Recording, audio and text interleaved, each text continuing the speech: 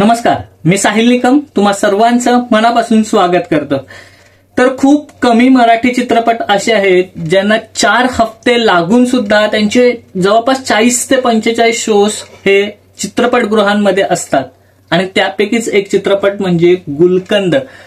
असं मी म्हणतोय कारण आता जर का पाहिलं बुक माय शोला तर 40 ते 45 चित्रपटगृहांमध्ये हा चित्रपट लागलेला आहे आणि अनेक मराठी आणि हिंदी चित्रपट लागून गेलेले आहेत हा चित्रपट आल्यानंतर, परंतु हा चित्रपट अजूनही ठाम आहे आणि अजूनही जबरदस्त कलेक्शन चित्रपटाचे येत आहेत। अजूनही हाऊसफुल आहे चित्रपट 4 हफ्त्यांनंतर सुद्धा आणि लोकांना अजूनही चित्रपट थिएटरमध्ये जाऊन पाहायचा आहे। ही खूप दुर्मिळ गोष्ट मराठी चित्रपटांच्या बाबतीत घडताना दिसते, कारण खूप कमी चित्रपट असतात असे ज्यांच्या बाबतीत घडताना दिसते। आणि जर का चित्रपटाचा बजेट पाहिला तर 3.5 ते 4 कोटीच्या आसपासचा आहे आणि चित्रपटाने ऑलरेडी 7 कोटींच्या आसपासची कमाई केलेली आहे। चला तर मग जाणून घेऊ की एक्झॅक्ट कलेक्शन काय झालेलं आहे गुलकंद या चित्रपटाचं आणि पुढे हेही जाणून घेणार आहोत की लाईफ टाइम कलेक्शन किती होऊ शकतं गुलकंद चित्रपटाचं, त्यामुळे व्हिडिओ संपूर्ण पहा।